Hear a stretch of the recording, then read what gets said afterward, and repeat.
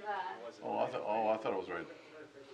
He had it used 2 or it 3 now weeks for a couple weeks to get out of period the before hinder. he flew onto But his bike. I think he we starts were at like 12.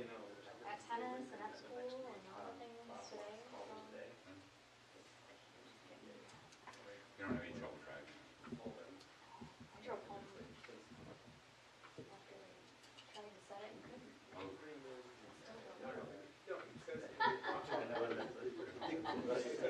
And the next, yeah, so then the next day I had surgery. Plate screws.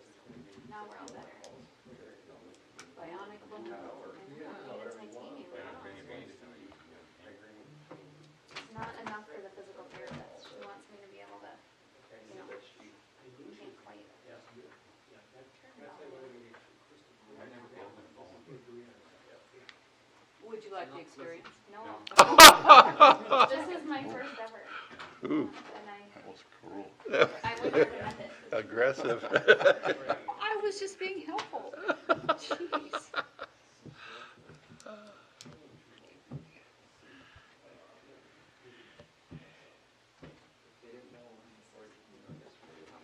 How about that? I just got 3 messages from 2016. No. I'm sorry, what? You did a great job. Thank It's not easy Oh, online. thank you. You can't tell when people are about to speak or Yeah, can't read body language. I thought it is. It's terrible in that way.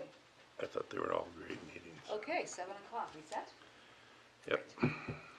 I call to order the meeting of the Minnehaha Creek Watershed District Board of Managers, June 24th, 2021. Pursuant to Minnesota Statutes 13D021 Subdivision 1, I hereby determine that on the basis of the general course of the COVID-19 health pandemic and specifically Emergency Executive Orders 2111, 2121, and 2123 issued by Minnesota Governor Tim Walz, it is no longer necessary, no longer imprudent or infeasible You gotta own. for the Minnehaha Creek Watershed District Board of Managers or any committee to convene in person in a public setting in accordance with the requirements of the Minnesota Open Meeting Law. For this reason, my declaration of March 20th, 2020, providing the basis for meetings by telephone or other electronic means, hereby is withdrawn. And we don't have to vote by roll call. And I think I will just say, by way of roll call, that all the board managers are in attendance. I see no members of the public, so let us move to approval of the agenda. Is there any change anyone wants there? If not, I'll look for a motion to approve. So moved. Manager Maxwell, is there a second? Second. Manager Sando. All those in favor say aye. Aye. No roll call. Yay! We have a consent agenda with several items this evening. We have approval of the minutes of the June 10th board meeting, approval of the check registers, including the general checking account, surety checking account, wire transfers, and 4 resolutions. 2143 is authorization to issue an RFP for accounting services. 21044 is authorization to release the 2020 MS4 annual permit report to the MPCA. 2145 is approval to purchase replacement laptops and firewall. And 2146 authorizes the administrator to commit district funds to complete the carpet removal. Is there a motion to approve the consent agenda? So moved. Manager Olson, is there a second? Second. Manager Hitchmati. Those in favor, please say aye. Aye. Any opposed? This is wonderful. Voices. I'm not going to steal anybody's thunder here, but I just want to say a few words about the meeting we had a week ago with the Hopkins Council, and thank you all for attending. I was really encouraged and enthusiastic about the outcome. The city really wanted to lattice, and we said what our concerns were about the financial risks, and they agreed to meet those. And I think that we have just a wonderful project going forward. I'm excited about it. Happy to jump into it. I hope we don't have a lot of joint meetings in our life, but that was good. That was good. The upcoming meeting and event schedule is noted in the agenda. Was she at the same meeting on that one? Sorry. We will be meeting in the boardroom, committee on board, and the CAC meeting will be attended by Manager Sando on the 14th. And we can talk about that. We can talk to James about in advance. We'll move down to the board discussion, item 12.1, which is the Blake Road planning discussion. Mr. Heyman.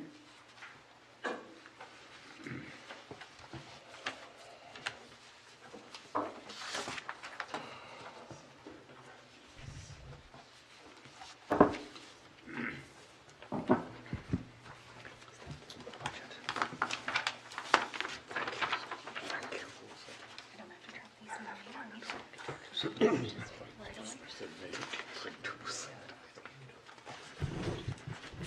Well, good evening, Madam Chair and managers. We're before you this evening as we continue the effort in delivering the 325 Blake Road restoration and redevelopment project. And in particular, as we take, as Chair White alluded to, our first steps with the development partner that we selected last week and begin to align our intentional design effort with them. Following the decision last Thursday, Chair White had recommended that the Board of Managers get back together to discuss its decision and continue the momentum forward on this exciting project.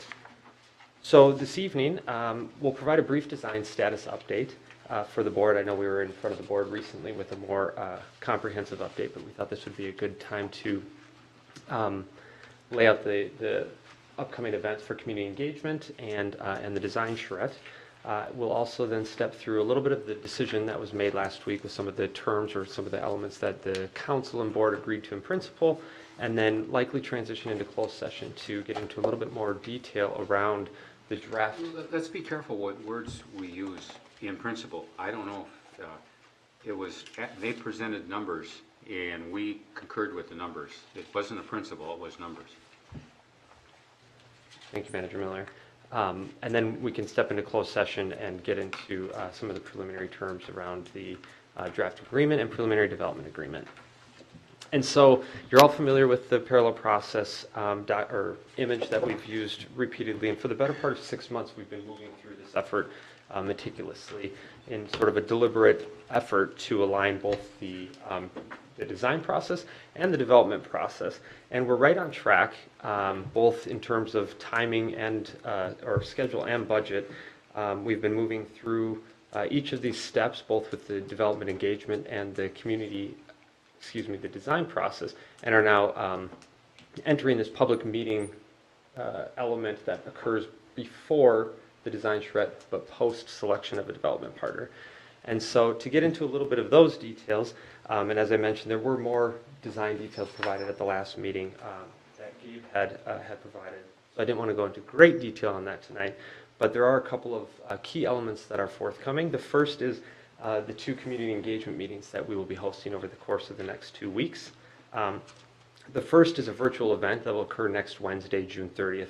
And that's a more structured event. It's going to have a formal introduction to the project. We'll have a guided visual preference survey for the community to participate in around the public realm and the stormwater components, and then a discussion of next steps in terms of how the design charrette and some of the modified designs will begin to take shape and be presented to the community. We will also provide an opportunity at that meeting for Alatus to introduce their development team, not to get into any details about their proposal, but so they can introduce themselves to the community. The second event is an in-person event the following week, and this is going to be a more casual drop-in style event. This was in response to some of the local community members who haven't been able to attend virtual meetings to date or have had challenges with internet or other services, so we wanted to provide an open house style where there'll be some poster boards with precedent images, and staff will be aligned at those boards and take questions, just invite any comments that the community may have. And again, Alatus has noted that they'll be there and present and can meet the community in person. And then the last effort regarding the design is the charrette, and that'll be hosted by the district and HDR, our design consultant, and that's a 2-day event, July 13th and 14th. And really the major goals of that event are to develop concepts for the regional stormwater and open space improvements on our main portion, and beyond concepts, start to refine those. And those will be what are carried into the schematic designs that move into then 30, 60, 90% following the charrette. We're also going to be working directly with Alatus's architect and engineer to merge their initial development proposal into something that sort of is respectful of the district's stormwater and open space goals, and also what the built component is envisioned to be. We want to pay special attention to the interface between the development and that public realm. particularly with the footprints that the developer is going to need for some of their site and the public realm that's retained by the district or city and developer. And in addition to the district, obviously, and Alatus being there, the city will be present. They'll be a full participant in that process, as well as we've extended invites to our other stakeholders like Met Council, Hennepin County, Three Rivers Park District, and the board, of course, will be provided an opportunity to attend. We're working through logistics on that, so there'll be different events throughout the 2 days, whether it's the pinup sessions or some of the drawing sessions where we can have a smaller subset, or maybe it's liaison groups, move through the charrette process and get an idea of the work that's being done and what's sort of coming into play. And these are pretty significant events. Each day is about 10 to 12 hours of design, with the HDR team is bringing in their full design team, which was scoped out to come in from Atlanta, Denver, and other offices around the country. So it should be a really exciting opportunity for everything to come together around the design. Oh, before you move on, can I ask? The 2 community events, Yeah. are those additional listening sessions, or are you presenting concepts? Or are you waiting for the concepts for the design charrette? What are people reacting to? Yeah, Manager Loftus, managers. So what we've been working on with the design team since the listening sessions and a lot of the work that's been going on behind the scenes is the preliminary technical work around hydraulics, stormwater components, what could be done in the green space, where water could potentially go, and then we'll start to show precedent images, not specific to the design, but the questions, and Gabe can answer this probably more succinctly than I, very specific questions for the community about how you envision interacting with water on the site. What does it mean when you want to see ecological restoration?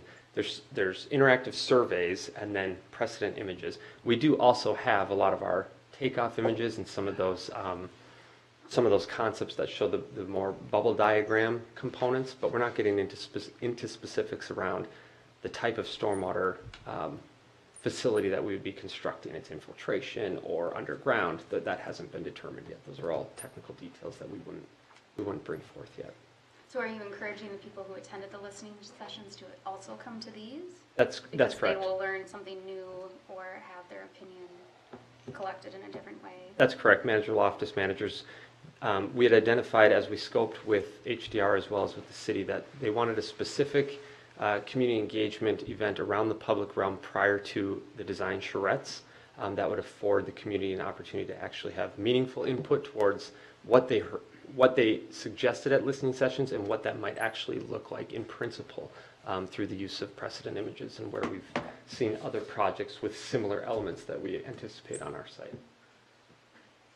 So you'll turn that around and use that somehow the next week in the charrette? That's correct. Okay. The 13th and 14th, where's it going to be at? Manager Maxwell, the design charrette is being hosted at HDR's office in St. Louis Park, so they're in West End. I believe it's going to be a combination. We'll get the details, but the rooftop deck and some of the areas they have. So. I'm just saying, I think how we can get people there, It's in St. Louis Park. you know, some of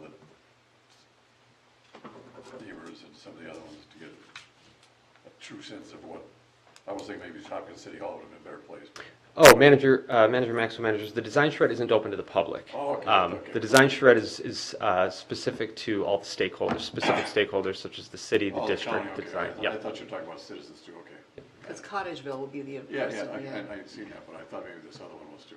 Manager Hejmati, you had a question too? Yes. The virtual meeting, the first virtual meeting, that's, the public is going to be there. That's for the public. that's correct.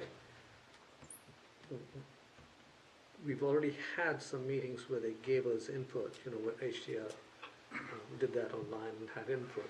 How is this different from that? Yeah, Manager Hejmati, managers, that's a great question. The listening session was specific to sort of re-engaging the community in an early way around this project beginning to take shape again. There was going to be the engagement around a developer. We've been gathering insights from the board, city council, and others. So that was much more of a blank slate approach as to how the community viewed the 325 Blake Road site, what they liked, what their concerns were. This is going to be explicit and specific to the public realm components that the district will own, the stormwater and greenway components. And so all of the survey questions, all of the precedent images that we've been working through with HDR are directly related to that. Now, it's sort of a nested approach. We take what we heard through the listening sessions, and those make up a lot of the core components of the survey questions. So we heard, these are the types of ways you would use Minnehaha Creek. You know, what does access mean from canoeing or kayaking versus sort of passive or meditative approaches, or, you know, fishing and those sorts of things. And we do that through all of these different elements that we'd heard through listening sessions, as well as the components that the design team has called out as necessary for our project. Okay. And you're thinking they might react favorably to some and negatively to others? That's You don't correct. think they'll want all of them? That's correct. Yeah, Manager Loftus, Manager, what we heard through the listening session is they want everything. Imagine And that. yeah, and the challenge now is that's not possible, as well as, you know, people's idea, and what we've really honed in on is the idea of interaction with water is very different depending on who you ask. And so some folks envision that immediately as a splash pad. That isn't something you can do with stormwater. And so it's an opportunity to both show precedent images, but also help them understand what can be done using this significant amount of water and what, excuse me, what isn't realistic on this site without some other level of, you know, park amenity, for instance. So the last one was like brainstorming, and this is taking the brainstorming and narrowing it into something that's practical and what can be done. That's So correct. who's going to lead it? Are we going to lead it? Is HDR going to lead it? How's that going to be? Yeah, Manager Hajmadi managers. Again, it will be facilitated by HDR, but it will be kicked off by district staff. So I'll provide the introduction, the introduction to the project. Gabe will provide some of the background on design and the effort to date, and then HDR will facilitate, along with their landscape architects at Damon Farber, the survey components and the precedent imagery. How will you guide them towards the more practical ideas if it's a event, so to speak? Yeah, Manager Loftus, managers, the hope is that through the survey, so it's an interactive survey while they are online, so it's a virtual survey, and it will give us results as the questions come up, and we'll be able to, you know, obviously react then. The design team will be able to react favorably to the ones that are most positive and we can construct or could consider, or provide more background or information for folks if, say, something that couldn't typically be constructed on the site. Now, we're not offering up ideas or options that are infeasible. So if it isn't something, if we heard something at the design charrette that just cannot be built, of course we're being careful as to not show an image around that or specifically say, but there are open-ended questions around what would be your ideal, you know, towards the end. What are the top 3 things you'd like to see on this site? So we can gather some of that open input as well. And the meetings, the two will be substantially the same material. Chair White, managers, that's correct, although the second event will be much more informal. There won't be a survey, we won't walk folks through a survey. It's just a meet and greet open house opportunity for folks to come. The same groups will be there and can provide Okay. that information to All them. right, thank you. And I heard you say the developer is invited. But this is separate and apart from the engagement they discussed at the joint meeting, That's correct. correct? Yes, Manager Loftus, managers, we've spoken with the developer and let them know that the opportunity here is for them to introduce themselves and to, you know, provide a face to the name to the community, but that if there are questions around, you know, how many units are 4-bedroom, those sorts of things, we will deflect on those, and the design team is prepared to sort of step in on those and make sure they understand. Those are separate conversations that will be forthcoming. And so regarding the present scope of services with HDR and deliverables, and we recognize there have been some questions on progress to date, on cost to date, and, you know, the speed of some of the imagery or precedent images or how things are starting to shake out. And so we wanted to quickly step through a few points of interest for the board, mainly because we recognize that it has been approximately a half a year since we signed a contract with HDR, and we've been working diligently on a lot of the development planning or development engagement with the board. And so the current contract with HDR, to remind the board, brings us up to 30% design. And at that point, we would be looking to rescope and start the next phase in design. If you recall, there was a 2-track or 3-track approach to this design. Just over half of... Can I ask a question? 30% design, is it all technical or is it graphics or what? Manager Miller would be both. So it'll be 30% design. And that's what they've done, that's what they've got so far? That's where we will get to by the end of this first. Oh, okay, great. Yep. And so just over half of that work has been done to date. So it was a $400,000 budget, and it was scoped for project initiation, development of scenario planning with the developer engagement elements, community engagement, and then schematic design. About half of that is for those first three tasks, and half of that $400,000 budget is for schematic design. The HDR selection committee and board opted to add that development scenario planning as a separate task in that scope of work at the time of contracting, and that was about $100,000. So that was an add into the original $300,000 contract, and that was really to look at the site holistically on the front end with development and understand how that was going to align or integrate with the district's work. Community engagement through this contract, as we sort of just talked about, is focused exclusively on the public realm, so the stormwater and open space. Can I ask another question?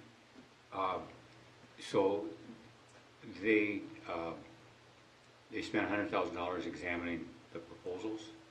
Manager Miller managers, I'd have to look back at the exact numbers, but no, not just for examining proposals. There were also the triple bottom line analysis, the evaluation criteria, the roundtable conversations. They were participants in all of the development processes. Okay.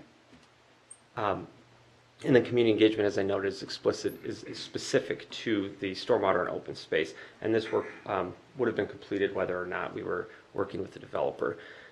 We've spent about half the budget. That's largely been on the first three tasks. As I noted, it's mainly the project initiation, reminding you that we selected a consultant that needed to come in and learn all of the work that had been done to date. We've constructed stormwater diversions, creek modeling, those sorts of things, and that's been well underway. So that's a lot of the background on the initiation, and then the scenario planning and community engagement. The scope was really always intended to be flexible. As you all know, we were trying to align as best we could with the development process and really work with the developer to integrate the design.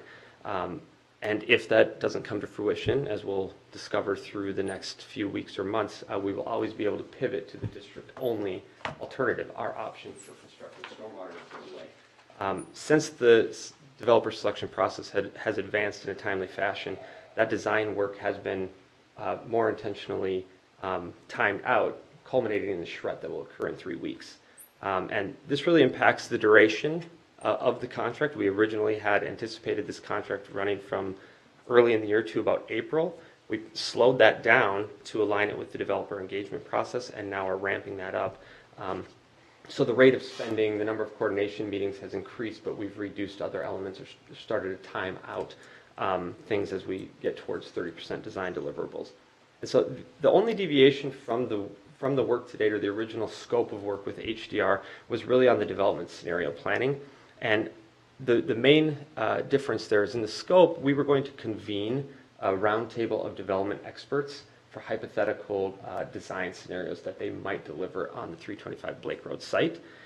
We were able to sync that up with the developer selection process, and instead of taking that step, invited HDR into, Manager Miller's point, into our roundtable conversations and review of the actual market deliverables from that RFP process, where they could start to look at the trade-offs, the triple bottom line, and understand what the comparables were from a social, economic, and environmental standpoint.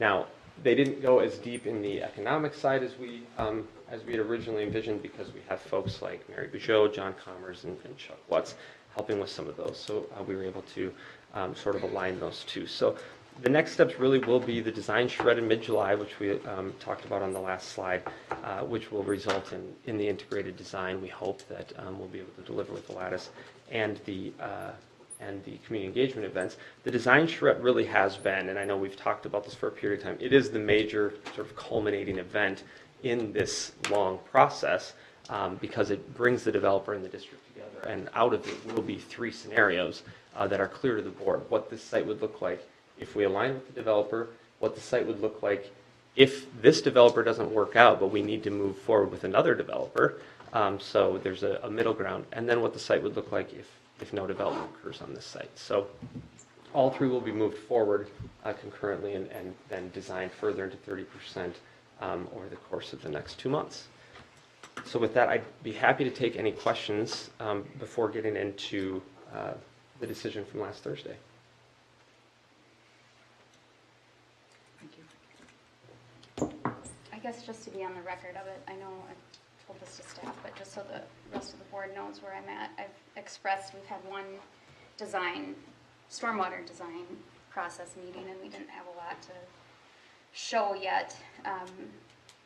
And I expressed it during that committee meeting, I think, but just so the rest of the board knows, I did express some frustration with not getting to go through that holistic development planning scenario that we'd originally scoped out with HDR. So for me, it's just letting you guys know that it was a timeline for me and not feeling like it was completely parallel, given it's June and we haven't seen schematics of any kind. It was a little unsatisfying or frustrating. And then to think that we did the additional 100,000 in scope, and it had nothing to do with wanting one roundtable additional from them. It was to specifically look at development scenario planning. So I don't doubt that they've helped a lot and done the hours that they're billing us, but it just didn't quite meet my expectation of what I was hoping for when we hired HDR at the beginning of the year. So just a little disappointing, nothing we can necessarily do about it, but I just wanted you all to know my opinion on it, so that you weren't hearing about it from somebody else. Manager Mills? Being a public administrator, do you think it's a failure in management or policy? It's a good question. I don't have the answer. What do you think? I don't know. I didn't read the contract. So I'm not. Well, I'm usually slow to agree to a $400,000 consultant contract, unless I feel like I know what we're getting out of it. So I guess I'll be more cautious going forward, but my hope is once we get 30% design out of them, that we're able to go out to the market and have those plans, that those are our plans at that point, I assume. We're not married to them at the rest of that. That'll be a competitive bidding environment. It won't be just they know everything, they're going to finish the plans, because otherwise, why stop at 30% for a contract? You know, why not just finish it out? But so anyway, I guess it's a lesson learned for me, but Well, I think we all learn by criticism, and appreciate your interest in it and wanting to express it. I would say to you, Manager Miller, though, in the way that you suggest, that might be careful about the words he used. The failure might not be the right word. It might be, is it due to, I forget what you said, policy or management, right? Rather than a failure of. Well, I'll take that correction, that's fine. and I'm not trying to point fingers. I mean, anyone could say you point a finger. There's 4 pointing back at you. You know, I was on the committee approving the HDR contract, and I've asked, I know a few times, where are we on the parallel track? Where are we on the parallel track? And we've had pandemics, and we've had, Yeah, I wasn't on the committee at the time. yeah, I mean, so, there's things I certainly could have done differently as well. So, I don't bring that up to criticize or point out. I have shared that opinion with the staff and that committee, and I just wanted the rest of the board to know. Well, I My opinion? I personally appreciate it because we're the managers, and, it's up to us to know all the elements of the work program and all the contracts and everything, and if we don't feel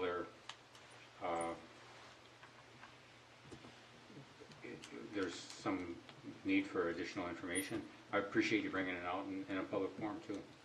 That's very helpful for the rest of us. Yeah, I feel you deserve to know what I think about it, and I've been a part of it. I don't know all the details. Staff manages a lot, and they manage those. This is from kind of a bigger picture perspective of what I expected, what I feel like we've gotten, where we've tracked.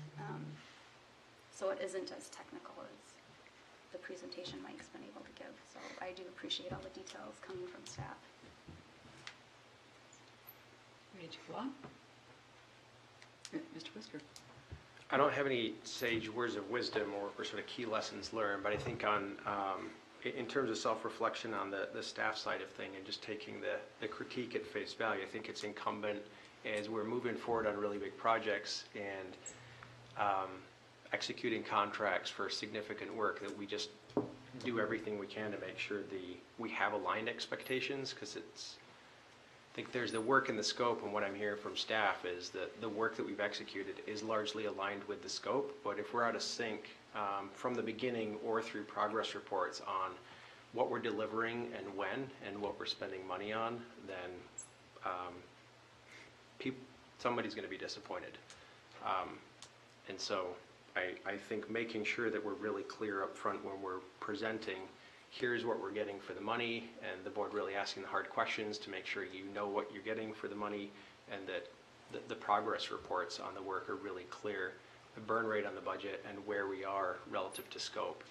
And I know with everything going on, and Mike and I have talked about this, we've done design check-ins, but I think the reporting on budget and milestones tied back to the scope, we could have probably been more explicit on, clear on. Thank you. Yeah, and office managers, I appreciate the feedback. The one thing I would note is we didn't go full contract with HDR because of the uncertainty of the project. There was nothing to design 100% to without an understanding of if we had a developer.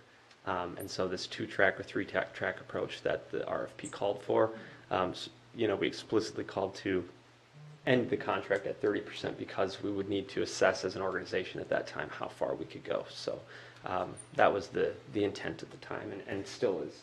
So we'll have to see how the final design shakes out and the board's comfort moving forward with one of the scenarios. To the joint meeting recap and the progress that was being made on the developer engagement process. Last week, as you know, the joint board and city council unanimously selected Lattice as its preferred developer for 325 Blake Road. As a follow-up to that meeting, legal counsel is preparing minutes for the record, so we have that. But we did think it would be useful this evening to at least bring a board to come back to the board with a recap of these 3 main elements that were discussed amongst the board and city council. I'll avoid calling them principles. I suppose they were the decisions that were made at the time and that we will be working to memorialize. As you know, the city council was very excited about the vision that Lattice provided and voiced a willingness to take on some of that perceived substantial risk that we had communicated uncertainty with. And the board agreed that the vision was wonderful, but also voiced some concerns around what we were seeing in those proposals from a TIF and financial standpoint, as well as long-term operations and maintenance, and ultimately the impact that may have on the district's price and long-term investment on the site. So to alleviate those concerns and just to highlight for the board where we did land, the council discussed openly those 3 main elements for alignment. The first was, to Manager Miller's point, the purchase price proposed of $11.25 million over 2 phases was the price for the land, and that the city did not support the developer using that as a piggy bank, was the quote, to close their potential gap if financial concerns arise. And so that was the first element that we will be working to memorialize. The second was the city asked that the district, rather than worry about the gap, allow the city to accept the risk associated with that potential project gap, and allow them to use their TIF subsidy and other mechanisms to deliver that vision. So to trust that the city would be able to TIF and subsidize the vision that they saw as necessary for their community. And lastly, the city suggested that the public realm within the development, and particularly the operations and maintenance of that, should be a point of conversation with the developer and the liaison group. So continue to use the liaison group to solve for the uncertainty on that long-term O&M for the public realm within the build components. So with those 3 elements delineated, clearly articulated in the joint council and board meeting, the board approved Lattice as the preferred developer, with Wellington Management designated as the alternate, and the city affirmed that decision with their 2 subsequent motions, one for their preferred and one for their alternate. And so with that, I'd happily answer any questions the board has regarding the decision. If there are none, I would suggest that at this point, President White and council would guide the board into closed session for the purposes of discussing the preliminary development agreement and purchase agreement. Is there a motion to go into closed So session? moved. Thank you, Manager Miller.